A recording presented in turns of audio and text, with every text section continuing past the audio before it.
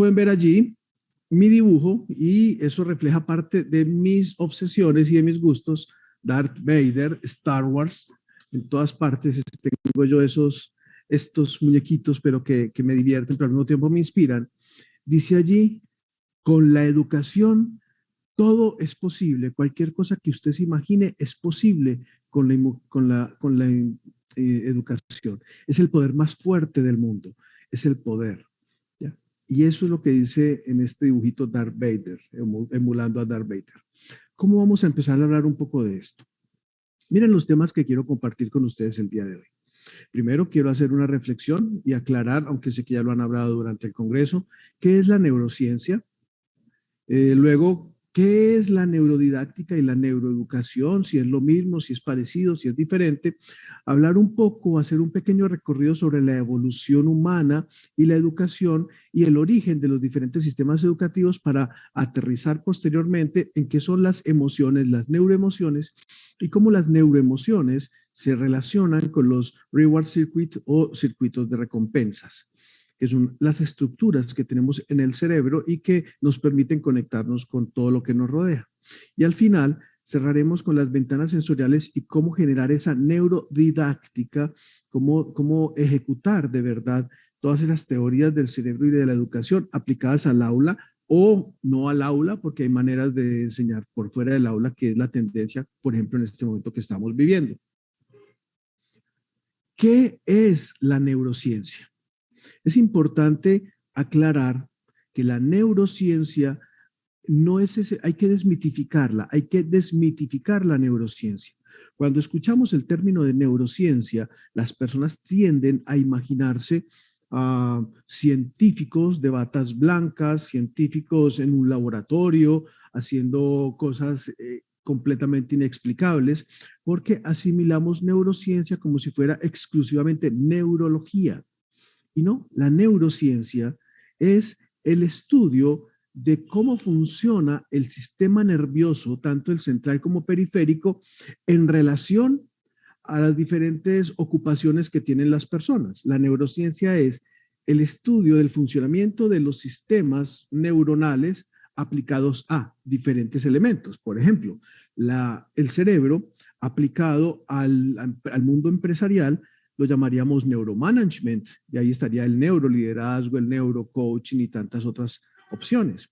La neurociencia aplicada a los procesos financieros lo llamaríamos neuroeconomía. ¿Qué es la neuroeconomía? Es cómo nosotros desde nuestro cerebro manejamos los diferentes recursos, tanto los financieros como los diferentes recursos, incluyendo un término muy bonito que es la economía cognitiva de la que hablaremos más adelante.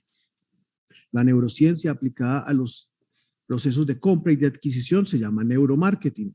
Y cuando hablamos de la neurociencia aplicada a los procesos de enseñanza y de aprendizaje, lo llamamos neuroeducación. ¿Cuáles son los elementos que componen la neurociencia? Porque es holística.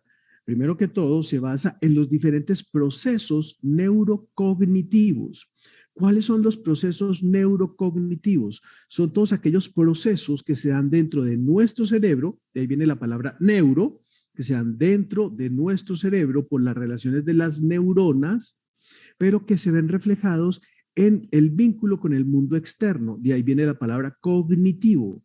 La palabra cognitivo viene de cognoscere, de conocer. Entonces, como nuestro cerebro y las neuroestructuras nos ayudan a conocer el mundo que nos rodea. ¿Cuáles son esos procesos neurocognitivos? La atención, la percepción, la memoria, el lenguaje, las funciones ejecutivas, y hay otros, muchos más, como es el pensamiento, la conciencia y demás. Procesos neurocognitivos forman parte de la neurociencia. El movimiento forma parte de la neurociencia. ¿Por qué? Me gusta, levanten una mano, levántenla, donde estén, levántenla. El hecho de hacer esto, ya, requiere un proceso neurocognitivo. Me gustaría pedirles que hicieran algo allí donde estén todos viendo en este momento, ya sea en directo o en diferido. Crucen los brazos, crúcenlos. Mire, así, crucen los brazos. ¿Listo? ¿Ya los cruzaron? Suéltenlos otra vez. Vuélvanlos a cruzar. Suéltelos otra vez. Vuélvalos a cruzar. Suéltelos otra vez. Ahora quiero que crucen los brazos, pero al revés. No cambien, no el que está arriba, sino el que está abajo. ¿Ven que no fue tan fácil? No fue tan fácil, porque nuestro cerebro, por esos procesos de movimientos, está acostumbrado siempre a hacer lo mismo. Cuando le pedimos a nuestro cerebro que haga algo cambiado, diferente, así sea tan simple como cruzar los brazos de manera distinta, comienza a generar lentitud, y eso es manejo neurocognitivo en relación a los movimientos. Cuando hacemos todas las cosas, por ejemplo, aplicado la neurociencia aplicada a la educación, hacemos todo de la misma manera, damos las clases de la misma manera, enseñamos los contenidos de la misma manera. Nuestro cerebro, por esos procesos neurocognitivos, maneja siempre los mismos caminos, las mismas redes neuronales, y se vuelven caminos heurísticos y se vuelven rutina, por decir algo. Y cuando se vuelven rutina, cambiar esas rutinas es bastante difícil. De allí viene la neurociencia aplicada al movimiento. La neurociencia también se aplica a la creatividad, esos procesos de generación de nuevas alternativas. ¿Qué es creatividad desde el punto de vista de la neurociencia? La generación de nuevas alternativas ante situaciones cotidianas. No nos compliquemos de pronto con definiciones extrañas. ¿Qué es creatividad desde la neurociencia para la educación? La generación de alternativas diferentes para situaciones cotidianas. Ojo, alternativas diferentes para situaciones cotidianas. Y la creatividad surge de la unión de ciertas estructuras de nuestro cerebro en coherencia con el medio ambiente. Pero para eso requiere la sorpresa, otro elemento de la neurociencia. La sorpresa es la habilidad de incorporar estímulos nuevos a situaciones cotidianas. Cuando un estímulo nuevo, por ejemplo, usted va caminando tranquilo por la calle y viene un sonido muy duro, nuevo, usted, ¡ah! ¿Qué pasó? Es una sorpresa, un estímulo nuevo a una situación cotidiana. ¿Qué es sorpresa? Es la asimilación de nuestro cerebro ante un nuevo estímulo que irrumpe en la cotidianidad. Cuando usted está concentrado haciendo un trabajo y alguien le toca la espalda, se sorprende, claro, porque irrumpe con un estímulo externo frente a un proceso cotidiano. La sorpresa es fundamental para los procesos de aprendizaje. Tenemos que romper la rutina de nuestros estudiantes para poder generar nuevos aprendizajes.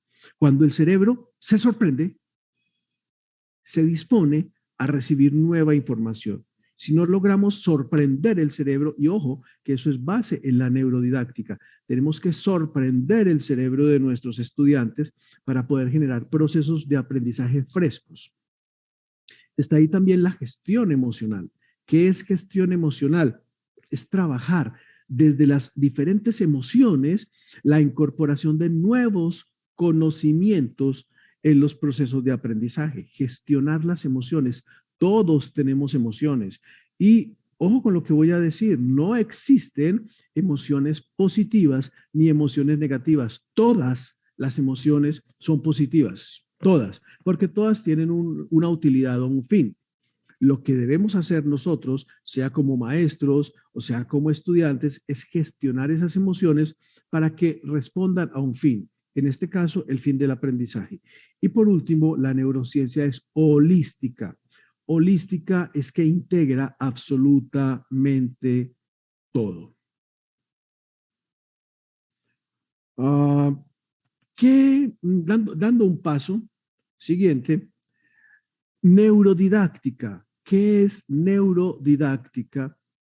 Y yo me atrevo a definir, dado las investigaciones y lecturas que he realizado, la neurodidáctica no es otra cosa que neuroeducación aplicada.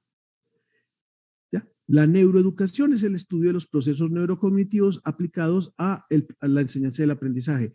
Y la neurodidáctica es como llevar toda esa teoría a la práctica, que eso espero más o menos abordarlo en un momento. Cómo hacer que todo ese teórico y toda esa cantidad de temas, cuando hablamos de redes neuronales, cuando hablamos de caminos heurísticos, hablamos de sinapsis, hablamos de plasticidad cerebral, hablamos de amígdala, de ínsula, de hipocampo, ¿cómo podemos llevar todo eso, toda esa conceptualización teórica al aula de clase? Finalmente, aquí yo no le estoy hablando a neurólogos ni le estoy hablando a neurocientíficos, sino que básicamente somos todos maestros o educadores. Entonces, toda esa teoría es importante. Sí, claro que es importante, pero ¿cómo la podemos aplicar? Y eso es neurodidáctica. Es la aplicación de la neurociencia al proceso concreto de aprendizaje. Miremos cómo es entonces eso. Tenemos aquí el cerebro y para eso vamos a hacer un pequeño recorrido por el cerebro y las neuroestructuras. Miren a la chica, a la niña, a esa hermosa niña que tenemos allí y cómo esa niña tiene dentro de su cerebro para poder aplicar todo ese proceso de aprendizaje, tiene unos conceptos básicos que vamos a desarrollar. La plasticidad. ¿Qué es plasticidad? Si yo menciono la palabra plasticidad, todos nos vamos a imaginar aquí ese juego que es la plastilina, con la que hacíamos figuritas cuando éramos pequeños y todavía la utilizamos. Y eso es. O la habilidad que tiene nuestro cuerpo para moverse, para desempeñarse, para desarrollarse. Eso es plasticidad. Nuestro cerebro es plástico. ¿Qué significa? Que es maleable, que se mueve. Cada que nosotros tenemos un nuevo conocimiento o cada que nosotros incorporamos un nuevo concepto, estamos generando nuevas conexiones sinápticas. ¿Qué es una conexión sináptica? Es la unión de una neurona con otra para pasar información. Cuando una neurona se conecta con otra neurona y transmite información de una a la otra, eso se llama sinapsis. Sinapsis. Cuando la información pasa continuamente de una neurona a otra y pasa la misma información, se van generando las famosas redes neuronales. Y cuando la información es la misma, esas redes forman caminos que quedan marcando nuestro cerebro. Esos caminos, cuando se vuelven constantes, generan cambios reales en la neuroquímica cerebral y también en la neuroestructura. Y por eso hablamos de plasticidad. Resumiendo, la neuroplasticidad es la habilidad que tiene nuestro cerebro para modificarse de acuerdo a los estímulos externos, de acuerdo a los pensamientos y de acuerdo a los sentimientos y a las acciones. Esa es la base, por ejemplo, la base científica de la programación neurolingüística. ¿Qué más vemos en el cerebro de esta pequeña? Las emociones. Nuestro cerebro tiene unas estructuras fundamentales para generar emociones y esas estructuras están sustentadas especialmente en una parte del cerebro que se llama sistema límbico, con otras estructuras como la amígdala, la ínsula, el hipocampo, los ganglios basales y otra serie de neuroestructuras que combinadas con unos neurotransmisores como la dopamina, la serotonina, la oxitocina, combinados generan emociones. Dicen los teóricos que tenemos 6 emociones básicas sobre las que comenzamos a construir todo nuestro mundo de aprendizaje. ¿Cuáles son esas emociones básicas? Felicidad, tristeza, ira, sorpresa, disgusto y miedo. 6 emociones básicas. Felicidad, tristeza, ira, disgusto, sorpresa y miedo. Y sobre esas 6 emociones comenzamos a construir todos nuestros procesos de aprendizaje. Tenemos también la memoria, fundamental para cualquier proceso de aprendizaje, porque en resumidas cuentas, ¿qué es aprender? Aprender es incorporar conceptos, guardarlos y recuperarlos cuando los necesitemos. ¿Cómo medimos un proceso de aprendizaje? Lo medimos cuando un aprendizaje o un concepto o una idea está guardada en nuestro cerebro, pero una vez que lo necesitemos somos capaces de recuperarlo. Eso lo conocemos como memoria. Y la memoria está alojada no en una parte del cerebro, sino en todo el cerebro, pero digamos que hay partes del cerebro que lideran estos procesos y una de estas partes es el hipocampo, donde podemos guardar memorias emocionales. Pero ojo, porque hay neuromitos que dicen que la memoria está en una parte, no, la memoria es el conjunto de todo nuestro cerebro trabajando junto para recuperar una información determinada. También tenemos allí la creatividad de la que ya hablamos y la importancia para ese cerebro como es la nutrición, el ejercicio, el sueño y muchas otras cosas. Quiero permitirme hacer un pequeño recorrido sobre los orígenes de la educación. Vamos a hacer un recorrido sobre de dónde viene la educación y cómo ha venido evolucionando la educación desde los principios hasta nuestro momento actual. Quiero que regresemos en el tiempo a la época de las cavernas. La educación no es algo nuevo, no es un invento del siglo XX. La educación ha estado a lo largo de toda la sociedad desde los primeros orígenes cuando vivíamos en las cavernas. Vámonos hacia atrás y retrocedamos, que digamos, 100.000 años, o sea, los homínidos, hago un poco de historia, los homínidos estamos en la Tierra hace aproximadamente 1.000.000 de años. O sea, los Homo. Pero los Homo sapiens, la rama a la que nosotros, ustedes y yo pertenecemos, apenas está en la Tierra y dominando hace 100.000 años, 100.000. Y me gustaría que compararan 100.000 años del Homo sapiens contra 150 millones de años que estuvieron los dinosaurios. O sea, nosotros no tenemos nada en la Tierra comparado con lo que estuvieron los dinosaurios. Y en 100.000 años, miren todo lo que hemos logrado. ¿Cómo se dio eso? Gracias a los procesos de aprendizaje y de educación.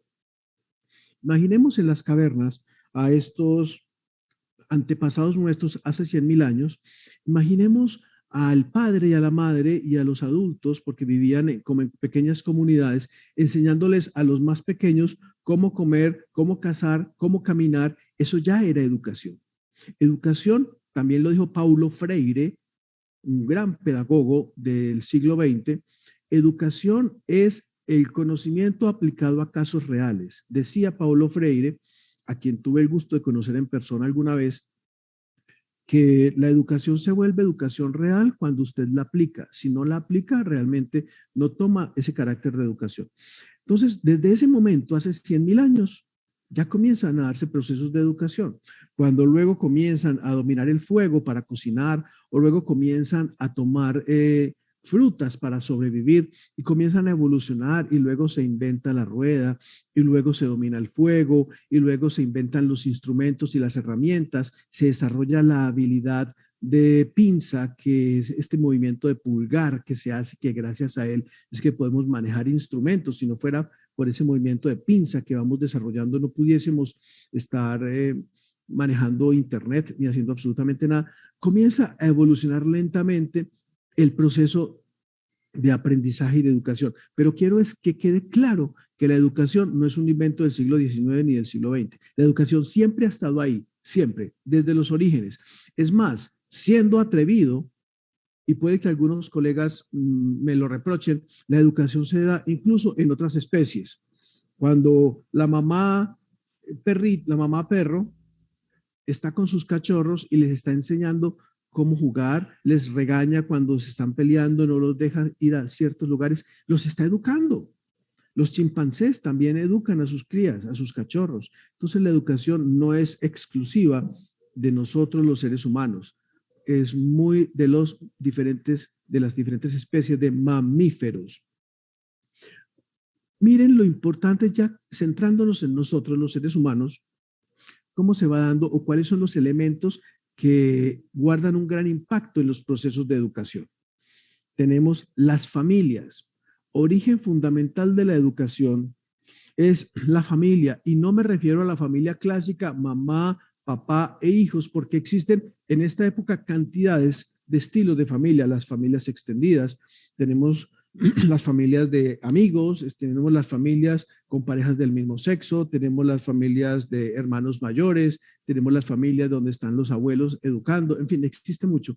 Hablemos de familia como ese grupo de personas que están unidas por el amor, por intereses comunes y que se ayudan mutuamente, sean o no sean de la misma sangre. La familia es la fuente primera de la educación. Luego tenemos la escuela, por supuesto, la escuela, y en la escuela me refiero a la escuela y la universidad. Complementa o apoya esos aprendizajes, esa educación que se da en la familia. Obviamente hay unos valores y unas condiciones genéticas que tienen que ver con la educación y con el aprendizaje. Si tenemos hijos o tenemos estudiantes que tienen algún tipo de trastorno o de alteración en el neurodesarrollo, por ejemplo, pueden tener síndrome de Down o Asperger o algún espectro autista, o pueden tener déficit de atención con hiperactividad o sin hiperactividad. Todos esos elementos biológicos que pueden ser genéticos, heredados o adquiridos afectan o impactan de manera importante los procesos de aprendizaje. También están los amigos. los niños, los compañeros, se aprende mucho con los pares, con los que están a su mismo nivel. Y por supuesto, las experiencias. En la parte inferior vemos el virus del coronavirus. ¿Quién no ha aprendido con el coronavirus? Llevamos casi 2 años de pandemia. Les cuento que el aprendizaje, por ejemplo, el manejo de plataformas digitales ha sido impresionante para mí y para todos, porque antes de la pandemia eran un recurso de segundo plato, no lo manejábamos tanto, ahora sí. Entonces, el proceso de educación y de aprendizaje es un proceso común, compartido por diferentes factores. Sin embargo, y aquí viene una pequeña crítica, la educación formal no ha cambiado tanto como hemos cambiado en la tecnología. Ahí estamos viendo cómo era la educación, por ejemplo, en la época de Grecia y de Roma. Era un profesor, unos estudiantes sentados, el profesor hablaba, los estudiantes escuchaban, preguntaban y el profesor decía. ¿Cómo era en la época medieval? Estaba el profesor sentado, los estudiantes hablaban, escuchaban, preguntaban y el profesor decía, y así era. ¿Cómo era a principios del siglo XX? La profesora o el profesor hablaba, los estudiantes escuchaban, escribían, repetían. ¿Cómo era a finales y cómo fue este siglo XXI? Exactamente igual como estamos viendo. ¿Qué ha cambiado? Ha cambiado la tecnología, pero la forma es exactamente la misma. Es muy interesante que lograran ver un video que hizo Jürgen Klarik, muy interesante, está en YouTube, que se llama Un crimen llamado educación. En este video, Jürgen Klarik hace una investigación, es un trabajo de investigación y de crítica constructiva a los sistemas de educación y cómo han ido evolucionando de una manera diferente a cómo evolucionó la tecnología y cómo los sistemas de educación actuales son básicamente los mismos que hace 3.000 años. Sin embargo, la tecnología y el ser humano sí cambia. Esa disparidad en los procesos de educación genera, digamos, poca eficiencia en la adaptación al mundo real y afecta valores, convivencia y todo lo demás. Antes de continuar,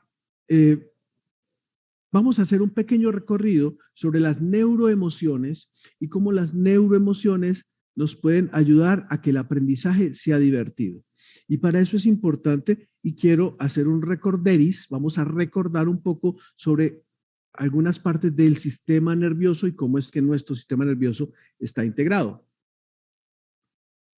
Primero, entendamos que nuestro cuerpo está conformado por diferentes sistemas. Para alimentarnos tenemos un sistema digestivo que procesa lo que ingresa, saca lo que se necesita para poder vivir y expulsa lo que no se necesita. Tenemos un sistema respiratorio, ingresa el oxígeno, toma lo que necesita y expulsa lo que no necesita. Tenemos un sistema digestivo, tenemos un sistema osteomuscular, tenemos muchos sistemas en nuestro cuerpo. ¿Qué es un sistema? Toma lo que se necesita, toma, utiliza y desecha. Asimismo, tenemos un sistema nervioso. El sistema nervioso nos ayuda a conectar nuestro mundo interno con el mundo externo. Y el sistema nervioso se divide en dos: sistema nervioso central y sistema nervioso periférico. El sistema nervioso central está compuesto básicamente por el cerebro y la médula espinal. Y el cerebro está compuesto por grandes estructuras. De lo más grueso o de lo más grande a lo más sencillo. Está compuesto por dos hemisferios, hemisferio derecho y hemisferio izquierdo. Esos dos hemisferios funcionan de una manera articulada y se comunican constantemente por medio de una estructura que los une, que se llama cuerpo calloso. Dos hemisferios, derecho e izquierdo. Nuestro cerebro además está compuesto por unos lóbulos, 4 lóbulos: lóbulo frontal, lóbulo occipital, lóbulos temporales y lóbulo parietal. Esos lóbulos tienen o lideran determinadas funciones que son muy importantes para el proceso de aprendizaje y para todos los procesos. Por ejemplo, el lóbulo occipital, dentro de sus muchas funciones, lidera los procesos visuales, decodifica, interpreta lo que estamos viendo. El lóbulo frontal tiene muchísimas funciones: la parte analítica, la parte de las funciones ejecutivas, la parte de la jerarquización y organización, la parte de la moral y los juicios, la parte de la toma de decisiones y ejecución de movimientos. Todo es lóbulo frontal. Los parietales, perdón, los temporales, que están a los lados.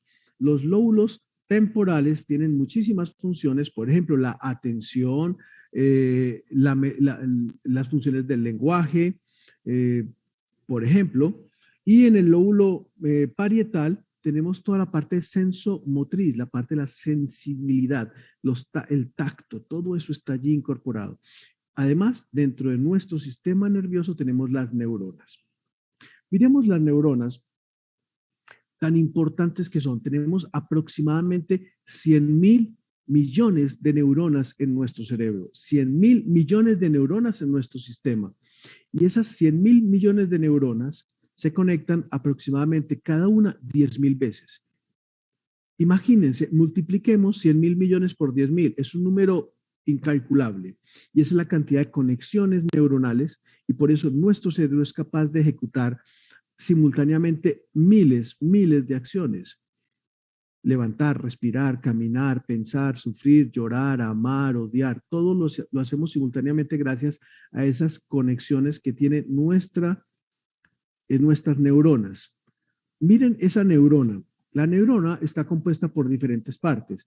Están las dendritas, que es por donde entra la información. Está el axón, que es el que transmite la información. Y está el soma, que es el que procesa la información.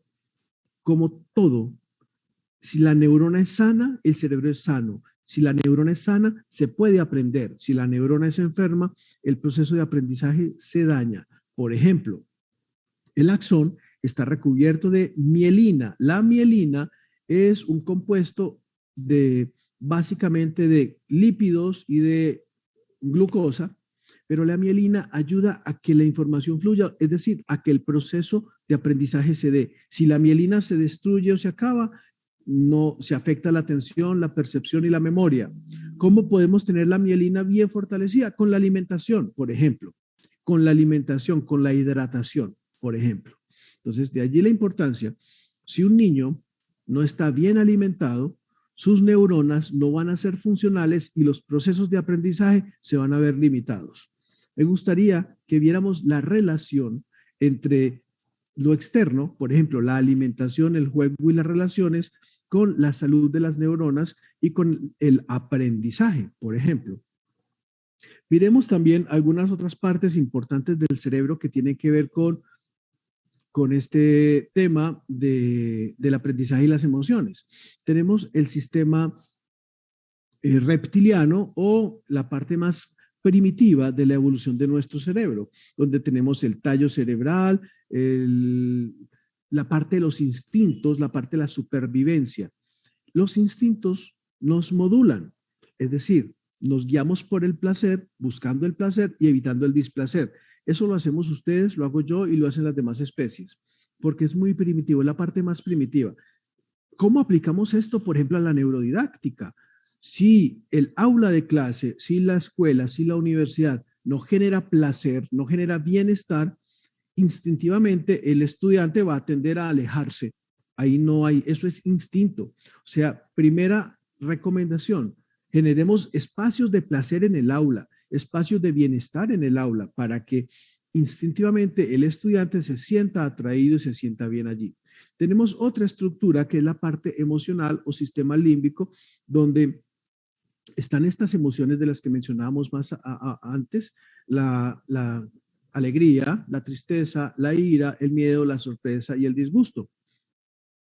Siempre que asociamos un nuevo concepto a una emoción placentera, se genera una impronta. ¿Qué es una impronta? Es un recuerdo cargado de emoción que se aloja en el hipocampo.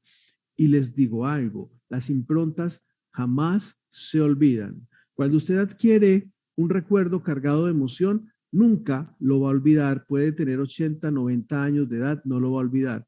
Si usted en este momento cerrase sus ojos, si estuviéramos frente a frente y usted cierra sus ojos y le digo, recuerde un profesor de la escuela, una profesora de la escuela, su mente va a viajar a la primaria, así tenga usted 50, 40, los años que tenga, y va a recordar a ese profesor o a esa profesora. ¿Por qué? Porque es un recuerdo emocional. ¿Ya? Y miremos también que además tenemos la parte más nueva de nuestro cerebro, que es el neocórtex, y el neocórtex nos ayuda a jerarquizar, a procesar, a ejercer la voluntad frente a aquello que nosotros queramos hacer. Hay otra estructura muy importante y que tiene que ver, y es los espejos. Los espejos del cerebro. Las neuronas ríen cuando ven a otros reír. Ojo lo que estoy diciendo. Los espejos del cerebro. Las neuronas ríen cuando ven a otros reír. Dentro de nuestro cerebro tenemos unas estructuras muy especiales que se llaman neuronas espejo. Las neuronas espejo son neuronas muy especiales que toman lo que está afuera y lo convierte como propio. Lo convierte como propio. Las emociones que ven los demás las incorpora y las convierte como propias. Las acciones que ven los demás las incorpora y las vuelve como propias. ¿Cómo aplicamos esto en el aula al tema de la neurodidáctica? Si el estudiante ve al maestro o a la maestra haciendo algo de una manera automática, sin pensarla, eso que está viendo que se hace lo va a volver como propio. Si ve que el maestro está feliz y ríe, va a incorporar esa felicidad. Si por el contrario ve que el maestro está aburrido y no ríe, va a incorporar esa amargura, va a incorporar todo. De allí la importancia. Usted cuando vaya como maestro al aula de clase o a donde vaya a dar la clase, debe pensar que sus estudiantes van a incorporar de manera automática por neuronas espejo lo que usted lleve. Si usted lleva amargura, van a incorporar amargura. Si usted lleva felicidad, van a incorporar felicidad. Si usted lleva energía, van a incorporar energía. Si usted lleva pesadez, van a incorporar pesadez. Y eso se da gracias a una estructura clara que todos tenemos, que se llama neuronas espejo. Pero además, eso se da también gracias a unas químicas que tiene nuestro cerebro.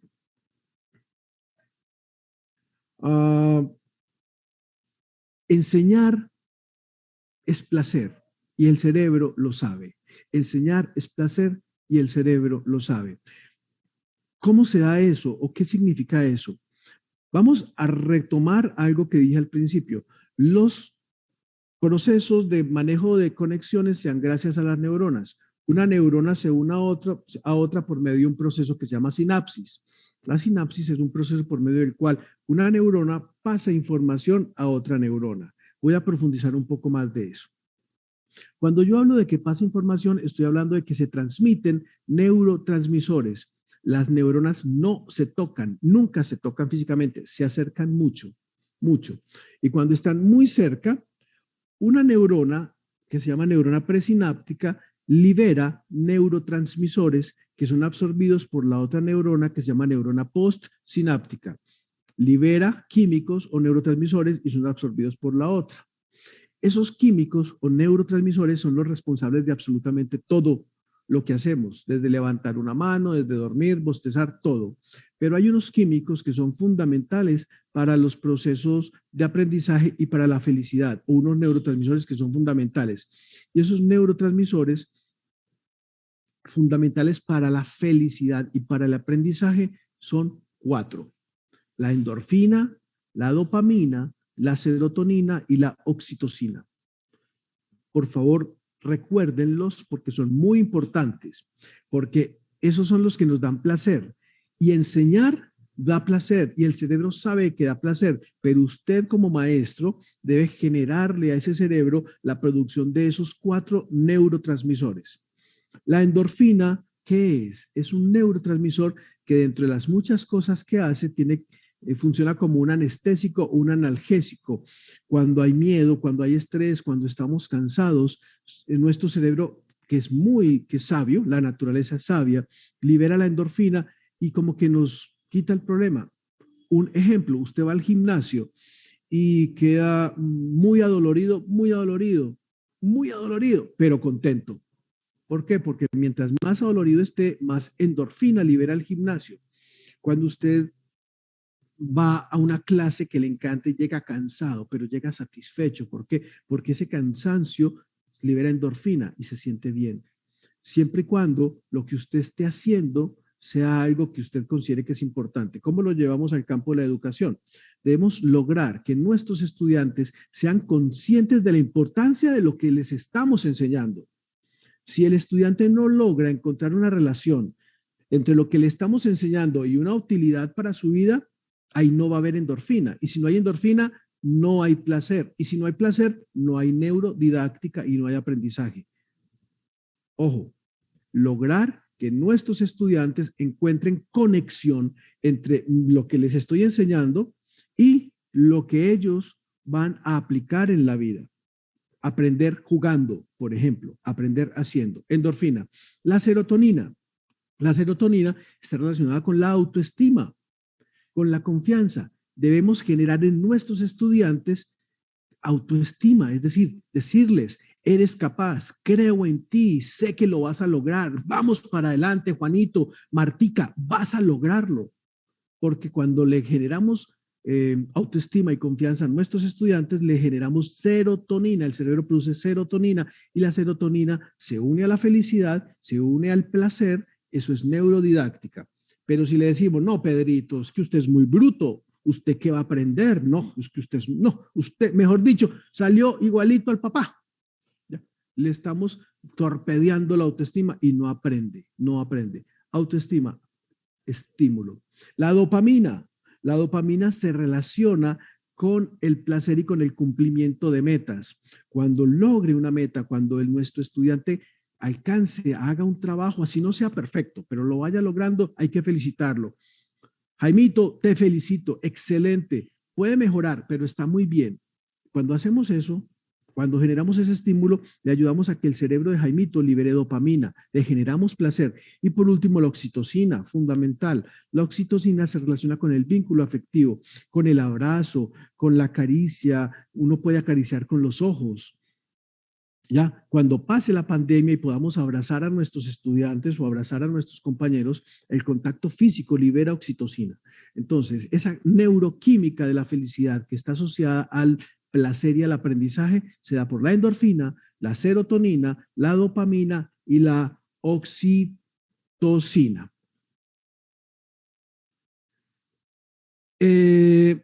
Ahora, con todo lo que hemos hablado, vamos a llegar al sistema de recompensas. Sistema de recompensas.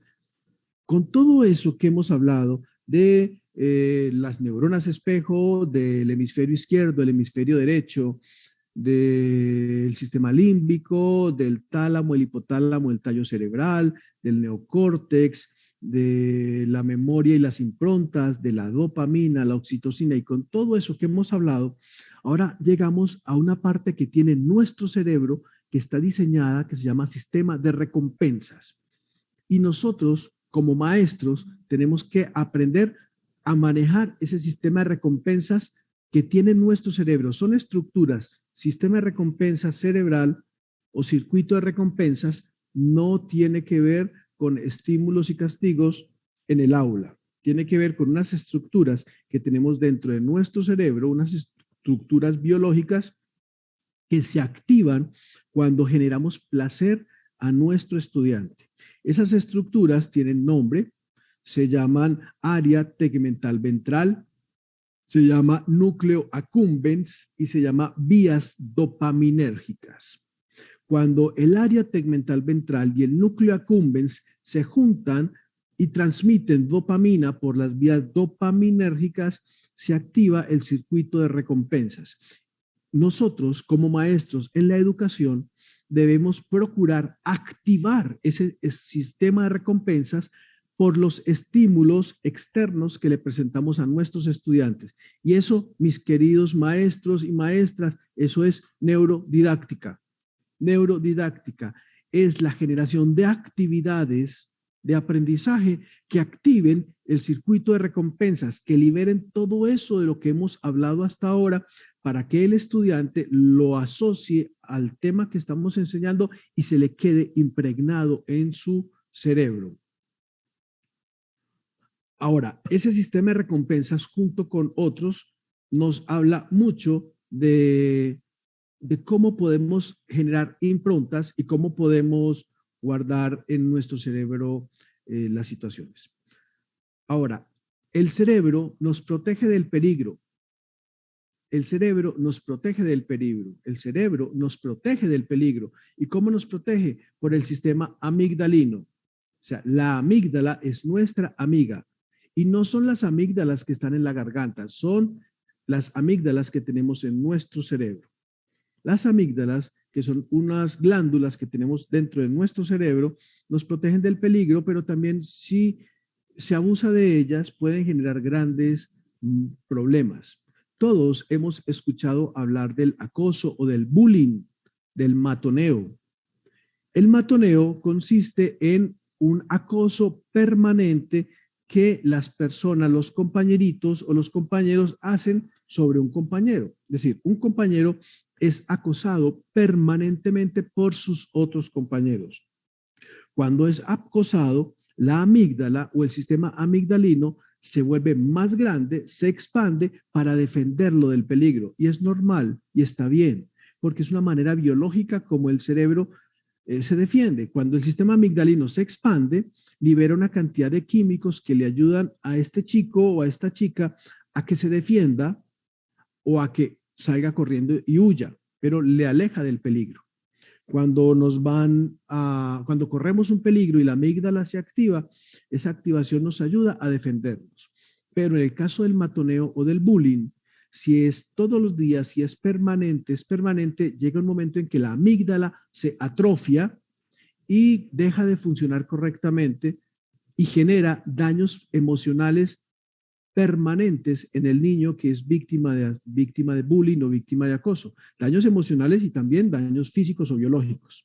Pero no debemos olvidar que la amígdala está para defendernos. Este sistema amigdalino funciona como una alerta ante los problemas. Nos activa el cuerpo para poder salir corriendo, para poder huirnos o para poder defendernos. Y además nos activa respuestas emocionales, afecta nuestros estados de ánimo, nos lleva a tener expresiones de amor o expresiones de las emociones que hemos hablado, de alegría, de sorpresa o de disgusto. Ahora, para ir cerrando, quiero compartirles las ventanas sensoriales, el camino a nuevos conocimientos. ¿Cómo vamos? Es para ir aterrizando a la neurodidáctica. ¿Cómo llevar toda esta teoría de la que hemos hablado al aula de clase? Ventanas sensoriales, el camino a nuevos conocimientos. Debemos tener en cuenta que las únicas formas para aprender o las únicas ventanas sensoriales de que disponemos son 5. No existen más. Las ventanas visuales, auditivas, olfativas, táctiles o gustativas. Tenemos 5 ventanas sensoriales. Es decir, los maestros, para poder transmitir la información, podemos hacer que le entre, que le llegue, que entre al cerebro de nuestros estudiantes solamente por 5 vías, o vías visuales, auditivas, olfativas, táctiles o gustativas. No existen otras. ¿Dónde está la neurodidáctica? La neurodidáctica está en esa habilidad que tenemos que desarrollar los maestros, sabiendo todo lo que hemos hablado hasta el momento, de generar estímulos lo suficientemente placenteros que entren por los ojos o por los oídos o por el olfato o por el tacto o por el gusto, estímulos placenteros que al estar unidos con el nuevo conocimiento generen una memoria permanente, generen recordación. Repito, generar estímulos, que es esa habilidad de neurodidáctica. La neurodidáctica es la habilidad de generar estímulos que impacten el cerebro, estímulos que generen placer y que ese placer esté asociado al conocimiento que yo quiero impartir. Por ejemplo, yo quiero enseñar matemáticas en básica primaria y quiero enseñar a sumar los números. Tengo la opción de generar un estímulo básico, tomar una tiza o un marcador, ir a un tablero y decirles 1 y ponerles el 1, 2 y 2 y decirle, Juanito, repita, 1. No sé, y lo regaño. Ahí no va a aprender. No va a aprender, ¿por qué? Porque estoy utilizando un estímulo que es displacentero y que al ser displacentero va a bloquear el nuevo aprendizaje. Pero puedo hacer otra cosa diferente. Puedo llevarles, por ejemplo, mazapán. Mazapán aquí en Colombia es una masa dulce que se come y les puedo decir, bueno, miren unos moldes, hagan el número 1, lo hacen, huele rico, huele delicioso, entonces hay un estímulo olfativo, huele rico, un estímulo táctil, porque están tocando y haciendo el número uno, un estímulo visual, porque están viendo el número uno, un estímulo gustativo, porque se lo van a comer después y les va a gustar, y van a saber que ese es el número uno. Y como fue estimulado por placer, por todas las ventanas sensoriales, eso jamás se les va a olvidar, jamás se les va a olvidar. Eso se llama neurodidáctica multisensorial. Asimismo, podemos hacerlo, por ejemplo, con técnicas de baile, técnicas de juego, técnicas que involucren lo visual, lo auditivo, lo táctil. Recuerden, unir esas técnicas multisensoriales, de las ventanas multisensoriales, unirlas al concepto que queremos aprender y al placer. Y eso va a generar sentimientos y percepciones, recordación permanente. Recabando o resumiendo, las ventanas sensoriales, cuando son estimuladas por la neurodidáctica que hacen los profesores, va a generar placer. Y ese placer va a generar una aproximación del aprendizaje del estudiante a un nuevo concepto gracias al sistema de recompensas que tenemos en nuestro cerebro, representado en el núcleo accumbens y el área tegmental ventral con las vías dopaminérgicas. Pero si el maestro utiliza estímulos displacenteros como los gritos, los regaños, las amenazas, va a generar displacer. Y ese displacer va a evitar que el nuevo conocimiento se fije en el cerebro y va a generar evitación. Por último, y ya para terminar y cerrar esta participación, neurodidáctica, el placer de enseñar y el placer de aprender. Resumiendo, miremos que la neurodidáctica se basa en emociones placenteras. Todas las emociones son importantes, como lo decía al principio, incluyendo el miedo, incluyendo la ira, incluyendo el disgusto. Todas son importantes para sobrevivir. Pero para el aprendizaje, para la neurodidáctica, debemos apoyarnos en emociones que generen bienestar y placer, como la felicidad, como la alegría y como la sorpresa. ¿Cómo lo podemos lograr? Cultivando la autoestima, fortaleciendo esas capacidades que tienen nuestros estudiantes, trabajando sobre lo que son capaces y no sobre lo que les genera más dificultad. ¿Cómo lo podemos hacer también? Llevando ese aprendizaje a cosas que sean reales, que sean aplicables, que vayan realmente a utilizar. Si vamos a enseñar matemáticas, utilicemos ejemplos de cuando el niño o la niña van a ir a la tienda a comprar algo. ¿A comprar qué? Algo que les guste, dulces, por ejemplo. Los ejercicios físicos, los juegos. Si vamos a enseñar, debemos asimilar algo placentero. A todos los niños y niñas sanos les gusta jugar, no lo mismo, juegos diferentes, pero les gusta jugar. Apelemos al ejercicio físico y a los juegos. No pongamos límites a la creatividad. Cualquier idea que tenga un chico o una chica en el proceso de aprendizaje es válido. Y sobre todo, dejémoslos descansar también. El sueño es importante para que estos procesos se den. La estimulación multisensorial, neurodidáctica, es estimulación multisensorial. No nos limitemos en el aula de clase a utilizar simplemente la voz, o sea, los estímulos visuales y auditivos, que es lo que la mayoría de los maestros simplemente utilizamos. Utilicemos todas las ventanas multisensoriales, la ventana visual, la ventana auditiva, la ventana olfativa, la ventana táctil, la ventana gustativa, y promovamos la risa. Cuando hay risa, cuando se genera la risa, hay una activación de toda la sangre, una activación en el cerebro tan amplia que la información que se esté recibiendo en el momento de la risa queda guardada con mayor fortaleza. Utilicemos la risa también como una estrategia de neurodidáctica. Tengamos en cuenta que cada edad requiere estímulos diferentes. Todas las edades manejan las mismas ventanas sensoriales, por supuesto, porque todos los seres humanos tenemos las mismas ventanas sensoriales. Pero si vamos a trabajar con niños, con adolescentes, con adultos o con personas grandes, los estímulos varían dependiendo a la edad. Por ejemplo, los cuentos y las historias enamoran el cerebro casi en cualquier edad. Cuando estamos narrando y fuera de que narramos una historia, la gesticulamos y la cambiamos con tonos de voz, o la hacemos con títeres, o la hacemos con películas, narramos historias, estimula la imaginación, la creatividad, lo que llamamos imaginería. Es muy útil para preadolescentes o para incluso para niños. Cuando estamos con adolescentes, por ejemplo, el deporte y los deportes de competencia, donde ellos logren ese desarrollo de sus habilidades y ese nivel de competencia. Hablar sobre el amor o las relaciones románticas son muy importantes en los adolescentes y en los jóvenes, en los adultos jóvenes.